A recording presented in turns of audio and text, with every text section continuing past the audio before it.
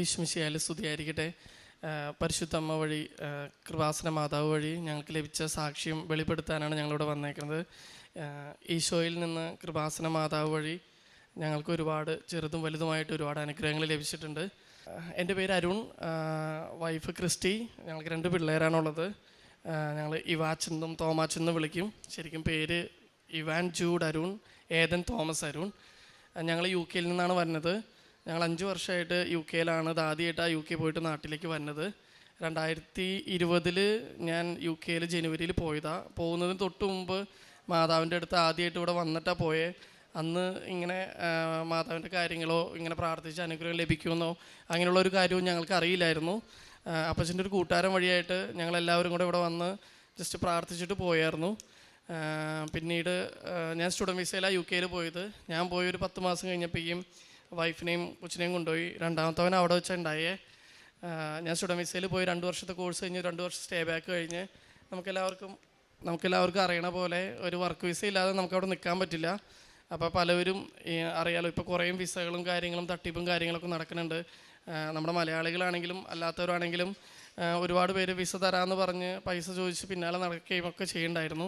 അപ്പോൾ ഞങ്ങൾ പ്രാർത്ഥിച്ചുകൊണ്ടിരുന്നൊരു കാര്യമുള്ളൂ, സ്റ്റുഡൻറ്റ് വിസയുടെ കാര്യത്തിൽ ഇത്രയും പൈസ മുടക്കി പോയി. അപ്പോൾ ഒരു പൈസ ചിലവില്ലാതെ പൈസ മുടക്കാതെ വർക്ക് വിസ കിട്ടാൻ വേണ്ടി ഞങ്ങൾ നന്നായിട്ട് പ്രാർത്ഥിച്ചായിരുന്നു. വളരെ യാദൃശികമായിട്ട് ഞാൻ വർക്ക് ചെയ്തുകൊണ്ടിരുന്ന സ്ഥലങ്ങളിലൊക്കെ വിസ തരാമെന്ന് അവർ പറയുന്നുണ്ടെങ്കിലും എന്ത് ചെയ്താൽ വിസ കിട്ടുന്നുണ്ടായില്ല. പിന്നെ കെയർ വിസ ഒരുപാട് ഓപ്പണായ സമയത്ത് പല കെയർ റൂമുകളും ഫ്രീ ആയിട്ട് വിസ കൊടുക്കണവരും അല്ലെങ്കിൽ പൈസ മേടിച്ച് വിസ കൊടുക്കണവരൊക്കെ ഉണ്ടായിരുന്നു. അവിടെയൊക്കെ ഞങ്ങൾ അപ്ലൈ ചെയ്തിട്ട് ഞങ്ങൾക്ക് കിട്ടണ പോലും ഉണ്ടായില്ല. അതെന്താണെന്ന് ഞങ്ങൾക്ക് അറിയില്ലായിരുന്നു. വൈഫ് നേഴ്സാണ്, ഞാൻ ബിസിനസ്സിൻ്റെ ഒരു കോഴ്സ് പഠിക്കാനാണ് പോയത്. എന്നിരുന്നാൽ പോലും അവിടെ ചെന്ന സമയം തുടങ്ങി കെയറായിട്ടാണ് വർക്ക് ചെയ്തുകൊണ്ടിരുന്നത്. NHS ഞാൻ ബാങ്ക് സ്റ്റാഫായിട്ട് അവിടെ വർക്ക് ചെയ്യുന്നുണ്ടായിരുന്നു. NHS എന്ന് പറഞ്ഞാൽ എല്ലാവർക്കും അറിയാം, ഇവിടുത്തെ നമ്മുടെ ഒരു ഗവൺമെൻറ് ജോലി പോലെ NHS കെയർ സ്റ്റാഫായിട്ട് കെയർ അസിസ്റ്റൻ്റായിട്ട് ഞാൻ വർക്ക് ചെയ്യുന്നുണ്ടായിരുന്നു. അപ്പോൾ പെട്ടെന്നാണ് ഞാൻ വർക്ക് ചെയ്തുകൊണ്ടിരുന്നിടത്തെ മാനേജർ എന്നോട് പറഞ്ഞേ, അവിടെ ഒരു ഇൻ്റർനാഷണൽ റിക്രൂട്ട്മെൻറ്റ് നടക്കുന്നുണ്ട്, അപ്പോൾ നീ അത് അപ്ലൈ ചെയ്യുമെന്ന് പറഞ്ഞു. ഞാനത് അപ്ലൈ ചെയ്തു. അപ്ലൈ ചെയ്യണ സമയത്തൊന്നും മാതാവിനെ പറ്റി ഇത്ര കൂടുതലായിട്ട് അറിയുമൊന്നും പേഴ്സണലി ഞങ്ങൾക്ക് അറിയില്ലായിരുന്നു. പക്ഷേ അമ്മിച്ചി ഇവിടെ വന്ന് ഉടമ്പടി എടുത്തിട്ടൊക്കെ ഉള്ളതാണ്. 2 പ്രാവശ്യം അമ്മിച്ചി ഞങ്ങളുടെ അടുത്ത്, അമ്മിച്ചി അപ്പച്ചന് UK വിസിറ്റിംഗ് വിസയിൽ വന്നിട്ടുള്ളതാണ്. ആ വന്ന സമയത്ത് ഉടമ്പടി വസ്തുക്കൾ, തൈലവും ഉടമ്പടി കാശുരൂപവും ഉടമ്പടി തേനും ഉടമ്പടി ഉപ്പും എല്ലാം ഞങ്ങൾക്ക് തന്നിട്ടാണ് പോകുന്നത്. അപ്പോൾ ഞങ്ങൾ പ്രത്യേകിച്ച് പ്രാർത്ഥനകളും പ്രത്യക്ഷീകരണ പ്രാർത്ഥനയും അങ്ങനെയൊന്നും ചെല്ലാറൊന്നും ഉണ്ടായില്ല. പക്ഷേ ഞങ്ങൾ വീട്ടിൽ നിന്ന് ഇറങ്ങുന്നതിന് മുമ്പും യാത്ര പോകുന്നതിന് മുമ്പും അല്ലെങ്കിൽ എന്തെങ്കിലും അസുഖങ്ങൾ വരുമയോ അല്ലെങ്കിൽ എന്തെങ്കിലും ബുദ്ധിമുട്ട് വരുമോ ഒക്കെ ഞങ്ങൾ പിള്ളേർക്കാണെങ്കിലും ഞങ്ങൾക്കാണെങ്കിലും കുരിശ് വരച്ച് പ്രാർത്ഥിച്ച് ഞങ്ങളത് ഉപയോഗിക്കാറുണ്ടായിരുന്നു. കഴിഞ്ഞ സെപ്റ്റംബറിലാണ് മുമ്പത്തെ സെപ്റ്റംബറിലാണ് എനിക്ക് NHS ഇൻ്റർവ്യൂ ഉണ്ടായത്. ആ ഇൻ്റർവ്യൂവിൽ ഒരു നേഴ്സ് അല്ലാത്ത ഒരാൾ അറ്റൻഡ് ചെയ്ത് എൻ്റെ അറിവിൽ ഞാൻ മാത്രമേ ഉണ്ടായുള്ളൂ. എന്നെ അത് സെലക്ട് ചെയ്യാൻ കാരണം ഞാൻ അവിടുത്തെ ബാങ്ക് സ്റ്റാഫായിട്ട് വർക്ക് ചെയ്തുകൊണ്ടിരുന്നതുകൊണ്ടാണ്. അങ്ങനെ ഇൻ്റർവ്യൂവിൽ ഞാൻ പാസ്സായി. അവർ COS തരാമെന്ന് പറഞ്ഞു, വിസ തരാമെന്ന് പറഞ്ഞു. വിസയ്ക്ക് ആപ്ലിക്കേഷൻ്റെ പേപ്പറുകളെല്ലാം വെച്ച് പെട്ടെന്ന് തന്നെ COS ഇഷ്യൂ ചെയ്ത് കിട്ടി. ആ സമയത്ത് എൻ്റെ കൂടെ ഇൻ്റർവ്യൂവിൽ അറ്റൻഡ് ചെയ്തൊരു മലയാളി ചേച്ചി ഉണ്ടായിരുന്നു. ആ ചേച്ചിയും ഇൻ്റർവ്യൂവിൽ പാസ്സായിരുന്നു, നേഴ്സായിരുന്നു. ആ ചേച്ചിയാണ് ഞങ്ങളോട് ശരിക്കും പറഞ്ഞാൽ കൃപാസനത്തെ പറ്റി പറഞ്ഞതും കൃപാസനത്തിന് ഉടമ്പടി എടുക്കുന്ന കാര്യങ്ങളൊക്കെ പറഞ്ഞതും. അങ്ങനെ പറഞ്ഞെങ്കിലും പേഴ്സണലി ഞാൻ മാതാവിനോട് നമ്മൾ പ്രാർത്ഥിക്കുന്നതാണ്, കൊന്തം ചെല്ലുന്നതാണ്, കുർബാനയ്ക്ക് ഞങ്ങൾ മുടങ്ങാറില്ല, ഞായറാഴ്ചകൾ എന്തായാലും കുർബാനയ്ക്ക് പോകാറുണ്ട്, അങ്ങനെയൊക്കെ ചെയ്തുകൊണ്ടിരുന്നവർ. അപ്പം ഞങ്ങളെന്തായാലും പ്രത്യേകിച്ച് മാതാവിനൊരു പ്രത്യേകത ഉള്ളതായിട്ട് അങ്ങനെ ചിന്തിച്ചില്ല. വേറെ വീഡിയോസോ കാര്യങ്ങളോ സാക്ഷ്യങ്ങളോ പ്രാർത്ഥനകളോ ഒന്നും കേട്ടിട്ടുണ്ടായിരുന്നില്ല. പക്ഷേ ചേച്ചി കൂടെ പറയായിരുന്നു. ആ ചേച്ചിക്ക് ഉണ്ടായ അനുഭവങ്ങളും കാര്യങ്ങളൊക്കെ പറഞ്ഞ് ഞങ്ങളങ്ങനെ ഇരിക്കാതെ COS എനിക്ക് നവംബർ 1 കിട്ടിയെങ്കിലും 3 മാസമാണ് കാലാവധിയുള്ളത്. അതിൻ്റെ പ്രോസസ്സിങ് ഭയങ്കര സ്ലോ ആയിട്ടാണ് നടന്നുകൊണ്ടിരുന്നത്.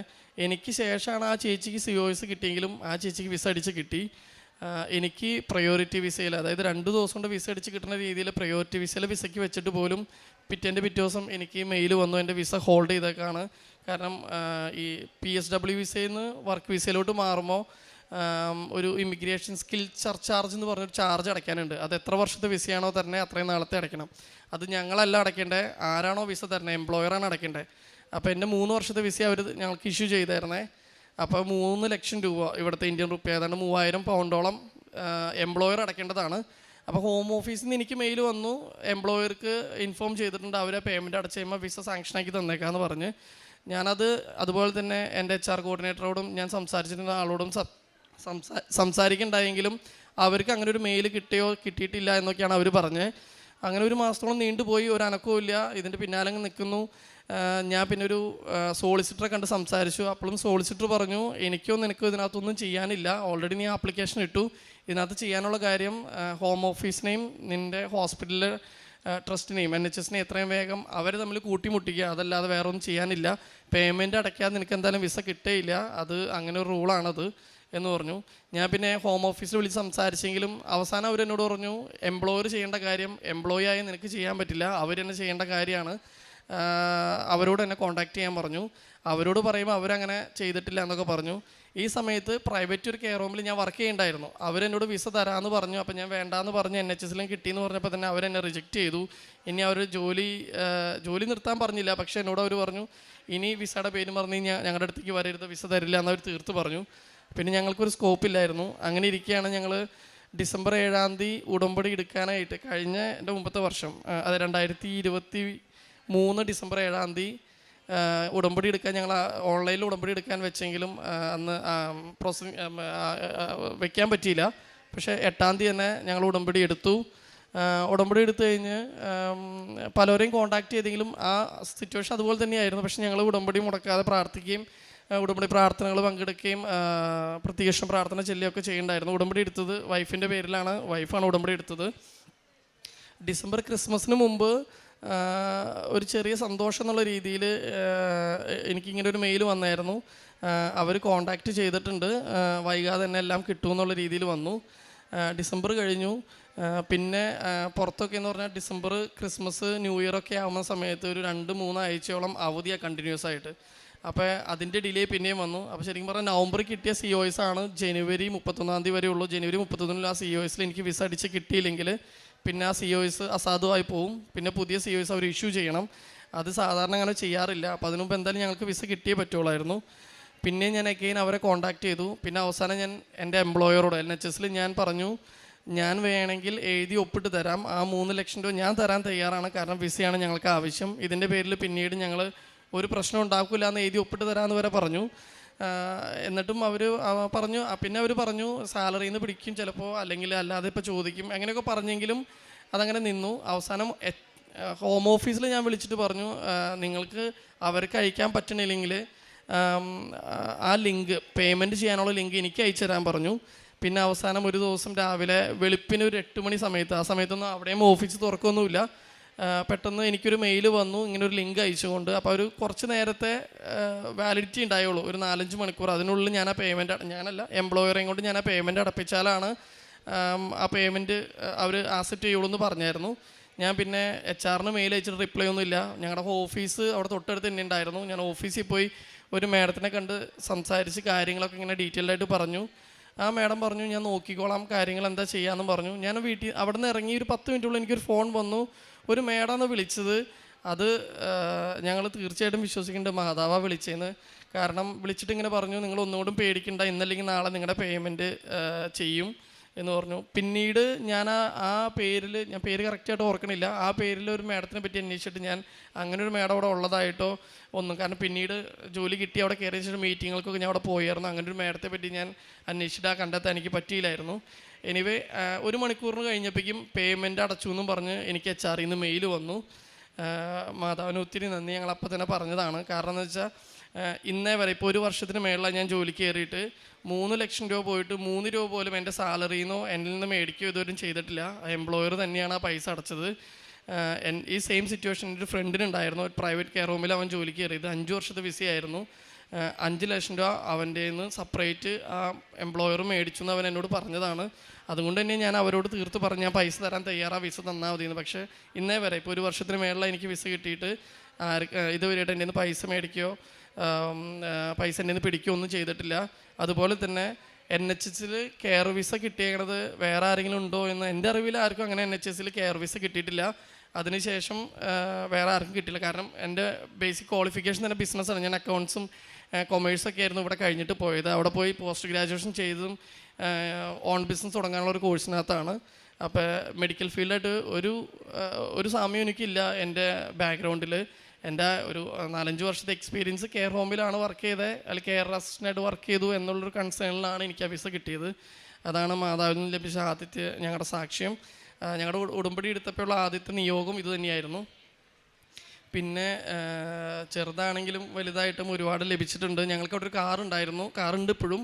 ആ കാറ് പഴയ സെക്കൻഡ് ഹാൻഡ് കാറ് മേടിച്ചതാണ്. എന്നും കംപ്ലൈൻറ്റും കാര്യങ്ങളൊക്കെ ഉണ്ടായിരുന്നെങ്കിൽ പോലും മാതാവിൻ്റെ കാശുരൂപം എപ്പോഴും ഞങ്ങൾ വണ്ടിയിൽ വെച്ചിട്ടുണ്ടായിരുന്നു. അതുപോലെ തന്നെ ഉടമ്പടി തൈലം എപ്പോഴും സ്റ്റീറിങ്ങുമ്പോൾ ഞാൻ കുരിശ് വരച്ചിട്ടാണ് വണ്ടി എടുക്കാറുള്ളൂ. അപ്പോൾ നമ്മൾ കുരിശ് വരച്ച് സ്റ്റീറിങ്ങിന് ഒരു പാടുണ്ടായിരുന്നു കുരിശിൻ്റെ. അപ്പോൾ ആ പാട് മങ്ങി തുടങ്ങുമ്പോൾ പിന്നെയും എക്കെയും ഞാൻ കുരിശ് വരയ്ക്കും. എന്നും രാവിലെ വണ്ടി എടുക്കുമ്പോൾ പ്രത്യക്ഷീകരണ പ്രാർത്ഥന ചൊല്ലിയിട്ടാണ് വണ്ടി എടുക്കാറുള്ളത്. അല്ലെങ്കിൽ ഫോണിൽ വണ്ടി തന്നെ യൂട്യൂബിൽ പ്ലേ ചെയ്യും. ഞാൻ നൈറ്റാണ് ഡ്യൂട്ടി ചെയ്യണ, വൈഫ് ഡേയിലാണ് ചെയ്യണം. അപ്പം ഞാൻ ഡ്യൂട്ടി കഴിഞ്ഞ് വന്ന് വൈഫിനെ കൊണ്ടുവന്നാക്കാൻ പോണ സമയത്തൊക്കെ ഞങ്ങൾ വണ്ടിയിലെ പ്രത്യക്ഷീകരണ പ്രാർത്ഥന വയ്ക്കും. പിന്നെ തുടർന്ന് ഇപ്പം അച്ഛൻ 20 വർഷം കഴിഞ്ഞിട്ടുള്ള പ്രത്യക്ഷീകരണ ഡെയിലി പ്രാർത്ഥന ചെല്ലുമ്പോൾ അതും ഞങ്ങൾ വെക്കാറുണ്ട്.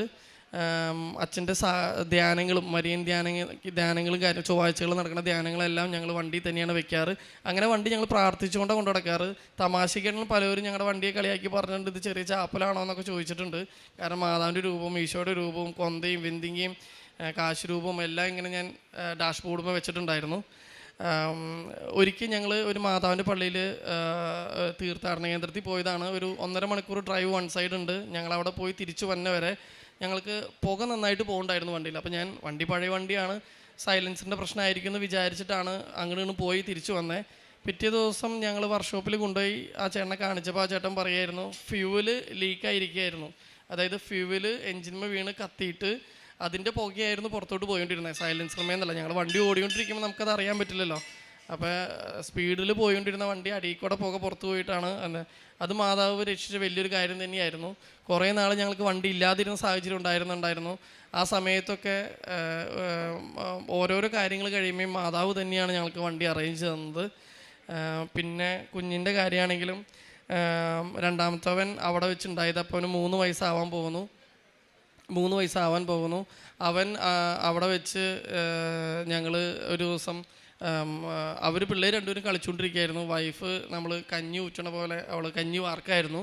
ആ സമയത്ത് ഇളയവൻ ഓടിപ്പോയി ക്രിസ്റ്റിയുടെ കാൽമ പിടിച്ച് വലിച്ച് കഞ്ഞി ഇവൻ്റെ മേത്തേക്കൂടെ തലയെക്കൂടെ വീണായിരുന്നു. പുറത്തൊക്കെ ഉള്ളവർക്ക് അറിയാം, UK സേഫ് ഗാർഡിങ് ആണ് അതൊക്കെ. ഞങ്ങളത് ഹോസ്പിറ്റലിൽ കാണിക്കുകയൊന്നും ചെയ്തിട്ടില്ല. ഞങ്ങൾക്ക് 1-2 അടുത്ത് ക്ലോസ് ആയിട്ടുള്ള ഫാമിലീസിന് മാത്രമേ ഞങ്ങൾക്കത് അവിടെ അടയത്തുള്ളൂ. അത്യാവശ്യം തലയെക്കൂടെ വെള്ളം വീണ് പുറമൊക്കെ ഒന്ന് പൊള്ളിയെങ്കിലും ഞങ്ങൾ ആദ്യം തന്നെ ചെയ്ത മാതാവിൻ്റെ ഉടമ്പടി തൈലം എടുത്ത് പറ്റുകയൊക്കെ ചെയ്യുമായിരുന്നു. 1 മാസത്തോളം അവനെ കുളിപ്പിക്കാതെ ഞങ്ങൾ കൊണ്ടുവരുന്നു. ഡ്രസ്സ് ഇടിക്കാതൊക്കെ ഞങ്ങൾ പുറത്തിറങ്ങാതെയൊക്കെ ഏകദേശം അതൊക്കെ മാതാവ് തന്നെയാണ് മാറ്റിയത്. ഞങ്ങൾ വേറെ മരുന്നുകളൊക്കെ പറ്റിയെങ്കിലും കൂടുതൽ മാതാവിൻ്റെ ഉടമ്പടി തൈലവും മാതാവിനോട് പ്രാർത്ഥിക്കുകയും തേനും ഉപ്പും കൊടുക്കലായിരുന്നു കൂടുതൽ ഞങ്ങൾ ചെയ്തുകൊണ്ടിരുന്നത്. അത് മാറിയായിരുന്നു. അതുപോലെ തന്നെ മൂത്തവൻ അവിടെ സ്കൂളിൽ ചേർന്നെങ്കിലും അവന് സംസാരിക്കാൻ ഇച്ചിരി ഡിലേ ഉണ്ടായിരുന്നു. പക്ഷേ ഇപ്പം ഞങ്ങളൊരു അക്ഷരം പോലും അവൻ ഇംഗ്ലീഷോ മലയാളമോ പഠിപ്പിച്ചിട്ടില്ല. നന്നായിട്ട് സംസാരിക്കും. ഞങ്ങൾ പ്രാർത്ഥിക്കുമായിരുന്നു മാതാവിനോട് അവൻ്റെ സംസാരം ക്ലിയർ ആവണമെന്ന് പ്രാർത്ഥിക്കുമായിരുന്നു. അതും ശരിയായിരുന്നു. ഇനി രണ്ടാമത്തെ വലിയൊരു നിയോഗം എന്ന് പറയുന്നത് ഞങ്ങൾക്ക് സ്വന്തമായിട്ടൊരു വീട് മേടിക്കണമെന്ന് വലിയൊരു ആഗ്രഹമായിരുന്നു. 2020 ഞാൻ UK പോയിട്ട് ആ 20 തന്നെ വൈഫും കൊച്ചും വന്നു. രണ്ടാമത്തവനോട് ഉണ്ടായി. ആദ്യമായിട്ടാണ് ഞങ്ങളിപ്പോൾ തിരിച്ചു വരണേ. 2 ആഴ്ച മുമ്പ് ഞങ്ങൾ നാട്ടിൽ വന്നോളൂ. വർക്ക് വിസ കിട്ടി 1 വർഷം കഴിഞ്ഞ്. ഞങ്ങളുടെ വലിയൊരു ആഗ്രഹമായിരുന്നു വീട് മേടിക്കണം എന്നുള്ളത്. എങ്ങനെയാണ് ഞങ്ങൾക്ക് വീട് മേടിക്കാൻ പറ്റിയെന്ന് അറിഞ്ഞുകൂടാ. വീട് മേടിച്ച് വെഞ്ചരിച്ച് വീട്ടിലോട്ട് മാറിയതിന് ശേഷം ഞങ്ങളിപ്പോൾ അവിടെ നിന്ന് വരണേ. ഞങ്ങളതിനു വേണ്ടി നന്നായിട്ട് ഒരുങ്ങുന്നുണ്ടായിരുന്നു. പൈസയായിട്ടാണെങ്കിലും പ്രാർത്ഥിച്ചിട്ടാണെങ്കിലും ജോലി ചെയ്യാനൊക്കെ ആണെങ്കിലും. കഴിഞ്ഞ സമ്മർ സമയത്ത് അപ്പച്ചനമ്മച്ചി അവിടെ വന്നു. ആ സമയത്ത് ഞങ്ങൾക്ക് എക്സ്ട്രാ വർക്ക് ചെയ്യാൻ പറ്റി. UK നിയമം അനുസരിച്ച് 4 ദിവസത്തേക്ക് കൂടുതൽ കണ്ടിന്യൂസ് നമുക്ക് വർക്ക് ചെയ്യാൻ പറ്റില്ല. എന്നാൽ പോലും ഞങ്ങൾ അപ്പച്ചനമ്മച്ചി ഉണ്ടായതുകൊണ്ട് പിള്ളേരെ നോക്കാൻ അവരുണ്ടായതുകൊണ്ട് എക്സ്ട്രാ വർക്ക് ചെയ്യാനും 5-6 ദിവസമൊക്കെ എനിക്ക് ആഴ്ചയിൽ വർക്ക് ചെയ്യാനും വൈഫ് വർക്ക് ചെയ്യാനൊക്കെ പറ്റി. ഞങ്ങളുടെ പേപ്പർ വയ്ക്കാൻ പറ്റി. സാധാരണ ഒരു 3 മാസത്തെ പെയിൻ സ്ലിപ്പും ബാങ്ക് സ്റ്റേറ്റ്മെൻറ്റും വെച്ചാൽ നമ്മൾ വീടിന് അപ്ലൈ ചെയ്യണേ. വീട് അപ്ലൈ ചെയ്ത് വീട് പറഞ്ഞ് കൈ കിട്ടാൻ വീട് പറഞ്ഞ് നമ്മൾ കണ്ടെത്തിയെടുക്കാനൊക്കെ ചിലപ്പോൾ ഡിലേ വരാറുണ്ട്. പക്ഷേ 3-ാമത്തെ മാസം തീരുന്നതിന് മുമ്പ് ഞങ്ങൾക്കൊരു വീട് കണ്ടെത്താനും ആ വീടിൻ്റെ പേപ്പർ വർക്കൊക്കെ നടക്കാനൊക്കെ സാധിച്ചു. ഒക്ടോബറിൽ വീട് കിട്ടുമെന്ന് വിചാരിച്ചു. ഞങ്ങൾ ഒരുപാട് ആഗ്രഹിക്കുകയും ചെയ്തു. കാരണം മാതാവിൻ്റെ മാസമാണ്, വീട് വെഞ്ചരിച്ച് കയറാമെന്നൊക്കെ ആഗ്രഹിച്ചെങ്കിലും കിട്ടിയില്ല. നവംബറിലായിട്ടും കിട്ടിയില്ല. ആ സമയത്ത് വണ്ടി നന്നായിട്ട് സ്ട്രഗിൾ ചെയ്തു. 2 മാസത്തിൽ താഴെ വണ്ടി ഉണ്ടായില്ല. വണ്ടിയും ഒരു 2.5 ലക്ഷം രൂപ എനിക്ക് ചിലവാക്കേണ്ടി വന്നു. കാരണം ഓരോരോ കംപ്ലൈൻറ്റുകളായിട്ട് വന്നു. അവസാനം വണ്ടി ശരിയാവില്ല എന്നാ ചേട്ടൻ പറഞ്ഞു. പെട്ടെന്ന് ആ സമയത്ത് വൈഫ് പ്രത്യേകം പ്രാർത്ഥിച്ചായിരുന്നു, ഡേറ്റ് ഇട്ട് ഇങ്ങനെ വണ്ടി ശരിയാവാനും വീട് കിട്ടാൻ വേണ്ടിയിട്ട്. ഒരാഴ്ചയ്ക്കുള്ളിൽ ഞങ്ങൾക്ക് ആ മെക്കാനിക്കിൻ്റെ ഫോൺ വന്നു, വണ്ടി ശരിയാവും, ഇന്ന് തന്നെ തരാൻ പറ്റും. അന്ന് തന്നെ ഞങ്ങൾക്ക് ഏജൻസിയിൽ നിന്നും കോൾ വന്നായിരുന്നു, വീട് അടുത്ത ആഴ്ചയിലേക്ക് പേയ്മെൻറ്റ് ചെയ്യാം, പിന്നത്തെ ആഴ്ച കീ കിട്ടും എന്ന് പറഞ്ഞ്. അങ്ങനെ വീടും വണ്ടിയും നവംബർ അവസാനമായപ്പോഴേക്കും കിട്ടി. ഒക്ടോബറിൽ മാതാവ് ആയിട്ട്, കാരണം ഞങ്ങൾക്കവിടെ കൊന്ത നടക്കുന്നുണ്ട് വീടുകളിൽ, അപ്പോൾ മാതാവിൻ്റെ ഒരു രൂപം കൊണ്ടുവന്ന് നമുക്ക് പ്രാർത്ഥിക്കാൻ പറ്റും. അപ്പോൾ മാതാവിനെ കിട്ടാൻ വേണ്ടിയിട്ട് കൊണ്ടുവരാൻ വേണ്ടി ഒരുപാട് ആഗ്രഹിച്ചെങ്കിൽ മാതാവ് ഞങ്ങൾക്ക്, കൃപാസന മാതാവ് ഞങ്ങൾക്കത് ഒരുക്കി തന്നത്. ക്രിസ്മസ് ഈശോയും മാതാവും ഔസപിതാവും എല്ലാവരും കൂടി ഒരുമിച്ചാണ് വീട്ടിലോട്ട് വന്നത്. എങ്ങനെ പ്ലാൻ ചെയ്യുന്നു അറിയില്ല. ഡിസംബർ 4-ാം തീയതി കീ കിട്ടിയിട്ട് ഡിസംബർ 7-ാം തീയതി മാതാവ് പ്രത്യക്ഷപ്പെട്ട് 20 വർഷമായ അന്നേ ദിവസം തന്നെ ഞങ്ങൾക്ക് വെഞ്ചരിച്ച് ഞങ്ങളുടെ വീട്ടിൽ താമസിച്ച് തുടങ്ങാൻ ഞങ്ങൾക്ക് മാതാവ് വഴിയായിട്ട് ഒരുപാട് അനുഗ്രഹം ഉണ്ടായി. അന്ന് മുതൽ ഞങ്ങൾ അവിടെയാണ് താമസിച്ചുകൊണ്ടിരുന്നത്. അതുപോലെ തന്നെ നമ്മളൊരു വീട് മാറുമ്പോൾ ഫ്ലാറ്റിലോ അല്ലെങ്കിൽ എവിടെയോ നമ്മൾ റെൻറ്റ് ആയിട്ട് താമസിക്കുന്നിടത്ത് നമ്മൾ അറ്റ്ലീസ്റ്റ് 1 മന്തെങ്കിലും നമ്മൾ നോട്ടീസ് കൊടുക്കണം. എങ്കിലാണ് നമുക്ക് അവർക്ക് വേറെ ആളെ കണ്ടെത്താനൊക്കെ പറ്റുള്ളൂ. പക്ഷേ എനിക്ക് തന്നെ ഒരു മലയാളി ഫാമിലിനെ അറേഞ്ച് ചെയ്യാൻ പറ്റി. എനിക്കൊരു ഗ്യാപ്പും ഇല്ലാതെ തന്നെ അവിടെ നിന്ന് ഇറങ്ങാൻ പറ്റി. റെൻറ്റ് ബ്രേക്ക് ആവാതെ ഞാൻ അവിടെ കയറ്റി കൊടുത്തു. അവരെ ഏജൻസി ആക്സെപ്റ്റ് ചെയ്തു. അവരവിടെ കയറിയത് കൊണ്ട് എൻ്റെ റെൻറ്റ് പോലും ബ്രേക്ക് ആവാതെ എനിക്ക് അവിടെ താമസിക്കാൻ പറ്റി. ശരിക്കും പറഞ്ഞാൽ എൻ്റെ മോർഗേജ് ലോൺ സ്റ്റാർട്ട് ചെയ്ത് ജനുവരി 1-ാം തീയതി മുതലാണ്. ഏതാണ്ട് ഡിസംബർ 7 മുതൽ ഡിസംബർ പകുതി വരെയുള്ള റെൻറ്റ് ഞാൻ ഫ്ലാറ്റിൽ കൊടുത്തിട്ടുണ്ടെങ്കിലും ഏകദേശം 2 ആഴ്ചത്തോളം ഒരു റെൻറ്റും കൊടുക്കാതെ സ്വന്തം വീട്ടിൽ തന്നെ, അല്ലെങ്കിൽ മോർഗേജ് ലോണൊന്നും അടയ്ക്കാതെ ഞങ്ങൾക്ക് ഫാമിലി ആയിട്ട് തന്നെ ഞങ്ങളുടെ വീട്ടിൽ താമസിക്കാൻ പറ്റി. അതും മാതാവിൻ്റെ വലിയ അനുഗ്രഹം തന്നെയായിരുന്നു. 15 വർഷമായിട്ട് UK എൻ്റെ സ്ഥലത്തുള്ളൊരു ചേട്ടൻ എന്നെ വിളിച്ച് പറഞ്ഞ കാര്യമാണ്, ഞങ്ങൾക്ക് പോലും ഇതുവരെയായിട്ടൊരു വീട് മേടിക്കാൻ പറ്റിയിട്ടില്ല. 5 വർഷമായിട്ടുള്ളൂ നീ UK വന്നിട്ട്, അതും സ്റ്റുഡൻറ്റ് വിസയിൽ വന്ന് വർക്ക് വിസയായിട്ട് 1 വർഷമായിട്ടുള്ളൂ. NHS നിനക്ക് ജോലി കിട്ടി, വിസ കിട്ടി, എന്നിട്ട് നീ വീട് മേടിക്കാൻ നിങ്ങൾക്ക് പറ്റിയെങ്കിൽ അത് വലിയൊരു അനുഗ്രഹം, നിൻ്റെ പ്രാർത്ഥനയും അല്ലെങ്കിൽ മാതാവിൻ്റെ അനുഗ്രഹം തന്നെയാണ്. കാരണം വെച്ചാൽ ഞാൻ ഉടമ്പടി എടുത്ത സമയം തുടങ്ങി എല്ലാ ദിവസത്തെ പ്രത്യക്ഷീകരണ പ്രാർത്ഥനയും അതുപോലെ തന്നെ നമ്മുടെ ചൊവ്വാഴ്ചകൾ നടക്കുന്ന അച്ഛൻ്റെ ടോക്കും ധ്യാനവും ഞാൻ മുടങ്ങാതെ വാട്സാപ്പിൽ സ്റ്റാറ്റസ് ഇടുകയും ഫേസ്ബുക്കിൽ അപ്ലോഡ് ചെയ്യാറുണ്ടായിരുന്നു. ഇപ്പോൾ 20 വർഷമായിട്ട് അച്ഛൻ ഡെയിലി പ്രെയർ നടത്തുന്നതും മുടങ്ങാതെ എല്ലാ ദിവസവും ഞങ്ങൾ എല്ലാ ദിവസവും സ്റ്റാറ്റസ് ഇടുകയും ചെയ്യാറുണ്ട്. ജോലി സമയം ഇവിടുത്തെ സമയം അനുസരിച്ച് ഒരു 5-5.5 മണിക്കൂറിൻ്റെ വ്യത്യാസമുണ്ട്. എന്നിരുന്നാൽ പോലും ഞാൻ ആ സമയത്ത് നൈറ്റ് ഡ്യൂട്ടിയിലായിരിക്കും. ആ സമയത്ത് എനിക്ക് പ്രാർത്ഥന കൂടാൻ പറ്റിയില്ലെങ്കിലും ഞാൻ സ്റ്റാറ്റസ് ഇടും, അതാരെങ്കിലും കൂടിക്കോട്ടെ എന്ന് വിചാരിച്ച്. അങ്ങനെ പലവരും എന്നോട് പറഞ്ഞിട്ടുണ്ട്, എൻ്റെ പ്രാർത്ഥന കൂടി അനുഗ്രഹം ലഭിച്ചിട്ടുണ്ട്, അല്ലെങ്കിൽ കൂടാൻ പറ്റിയിട്ടുണ്ട്, അതൊരു വലിയ അനുഗ്രഹമായിരുന്നു എന്ന് പറഞ്ഞിട്ടുണ്ട്. പിന്നെ കാരുണ്യ പ്രവൃത്തികൾ ഞങ്ങൾ ചെയ്തത്, ഉടമ്പടി എടുത്ത സമയം തുടങ്ങി ഞങ്ങൾ ദശാംശം എന്നുള്ള രീതിയിൽ ഇന്നൊരു ഫിഗർ മാറ്റി വയ്ക്കാൻ പറ്റിയില്ലെങ്കിലും ഞങ്ങൾ മനസ്സുകൊണ്ട് ഇത്ര എമൗണ്ട് കരുതി വെച്ചിട്ടുണ്ടായിരുന്നു. അങ്ങനെ പാടുള്ള രീതിയിൽ ഞങ്ങൾ ആർക്കൊക്കെ ചെയ്തിട്ടുണ്ട്. വീട് കാര്യങ്ങളൊക്കെ ഞങ്ങൾ പെട്ടെന്ന് റെഡി ആവുകയാണെങ്കിൽ നാട്ടിൽ വന്നു കഴിയുമ്പോൾ അല്ലെങ്കിൽ അർഹതപ്പെട്ട ആർക്കെങ്കിലും വീട് പണിയാൻ ഞങ്ങൾ അതിൻ്റെ ഒരു വിഹിതം കൊടുക്കാമെന്ന് നേർന്നിട്ടുണ്ടായിരുന്നു. ഞങ്ങൾ പലവർക്കും വീട് പണിയാനുള്ള രീതിയിലൊക്കെ സഹായിക്കുന്നുണ്ട്. ഞങ്ങൾ നല്ലൊരാൾക്ക് അതല്ലെങ്കിൽ അത്യാവശ്യം അല്ലെങ്കിൽ ഒന്നുമില്ലാത്ത ഒരാൾക്ക് വീട് പണിയാൻ ആവശ്യമുള്ളവർ ഞങ്ങൾ നോക്കിക്കൊണ്ടിരിപ്പുണ്ട്. ഞങ്ങൾക്ക് ഒരാളെ കിട്ടിയിട്ടുണ്ട്. അപ്പോൾ ഞങ്ങൾ പറഞ്ഞിട്ടുണ്ട്, വീട് പണിയാൻ വേണ്ട സഹായം ചെയ്തേക്കാം, എന്താ ചെയ്യേണ്ടതെന്ന് ചെയ്തോ എന്ന് പറഞ്ഞിട്ടുണ്ട്. ഇതൊക്കെയാണ് പിന്നെ പ്രാർത്ഥനകളൊന്നും ഞങ്ങൾ മുടക്കിയിട്ടില്ല. വൈഫാണെങ്കിലും കാരുണ്യ പ്രവൃത്തികളെല്ലാം ചെയ്യലും അതുപോലെ തന്നെ ഉടമ്പടിയിൽ പറഞ്ഞിട്ടുള്ള പ്രാർത്ഥനകൾ മുടങ്ങാതെ ചെയ്യാനൊക്കെ പറ്റിയിട്ടുണ്ട്. മുടങ്ങാതെ ചെയ്യുന്നൊക്കെ ഞങ്ങൾ മാതാവിൻ്റെ അടുത്ത് ഞങ്ങൾ ഡിസംബർ 9-ാം തീയതി രാവിലെയാണ് UK നാട്ടിൽ വന്നത്. 10-ാം തീയതി രാവിലെ തന്നെ ഞങ്ങളിവിടെ വന്നു. ഞങ്ങളിവിടെ നാട്ടിൽ അങ്കമാലി കാലടിക്കടുത്ത് മാണിക്യമംഗലത്തെ വീട്. ഞങ്ങളിവിടെ വരികയും ചെയ്തു. നേരിട്ട് ഉടമ്പടി എടുത്തു. അന്ന് ഒരുപാട് ലേറ്റ് ആയതുകൊണ്ട് ഞങ്ങൾക്ക് തിരിച്ചു പോകേണ്ടതുകൊണ്ട് അന്ന് സാക്ഷ്യം പറയാൻ പറ്റിയില്ല. സാക്ഷ്യം പറയാൻ കരുതി തന്നെ അന്ന് വന്നത്. ഇനിയിപ്പോൾ 2 ആഴ്ച കൂടെ ഉള്ളൂ, അതുകൊണ്ട് ഞങ്ങൾ വേഗം സാക്ഷ്യം പറയാനായിട്ട് വന്നത്.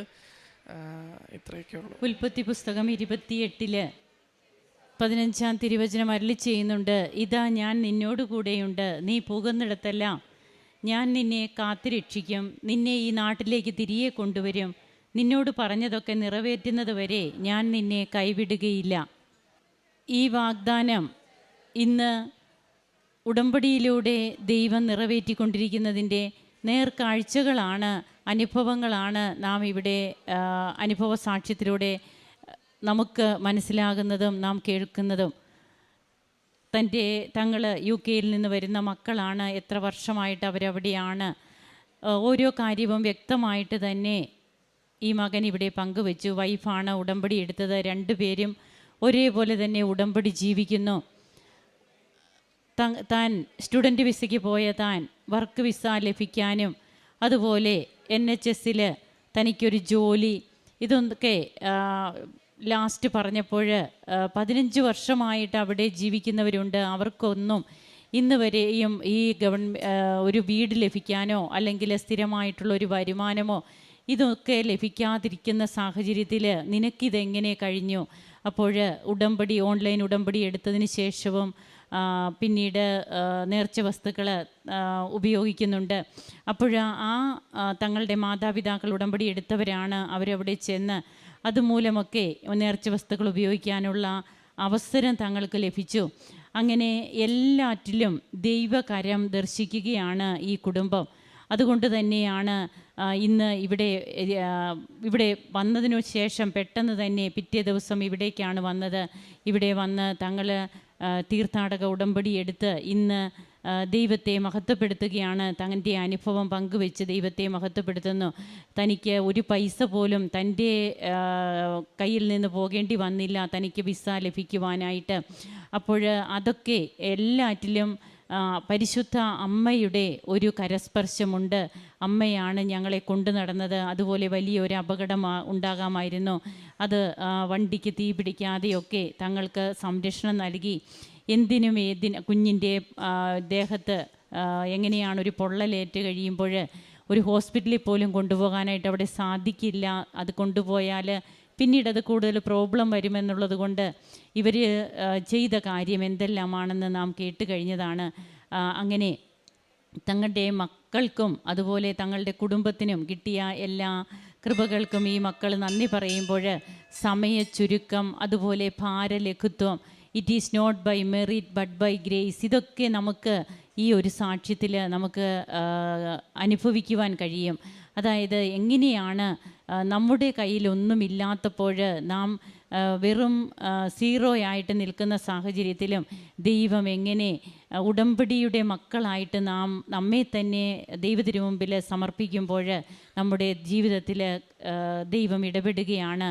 അതിൻ്റെ സാക്ഷ്യങ്ങൾ നമ്മോട് ഈ കുടുംബം പങ്കുവയ്ക്കുന്നു. നമുക്കും ദൈവത്തെ മഹത്വപ്പെടുത്താൻ കരങ്ങളടിച്ച് ഈശോയ്ക്കും അമ്മയ്ക്കും നന്ദി പറയാം. അത്യപൂർവ ദൈവാനുഭവങ്ങൾ ഇനി നിങ്ങൾക്കും സ്വന്തം. ഈ യൂട്യൂബ് ചാനൽ ഇതുവരെ സബ്സ്ക്രൈബ് ചെയ്തിട്ടില്ലെങ്കിൽ ഇപ്പോൾ തന്നെ സബ്സ്ക്രൈബ് ചെയ്യുക. ഈ വീഡിയോ ഇപ്പോൾ തന്നെ നിങ്ങളുടെ സുഹൃത്തുക്കൾക്ക് ഷെയർ ചെയ്തുകൊണ്ട് കർത്താവിൻ്റെ പ്രേക്ഷിതരാകുക.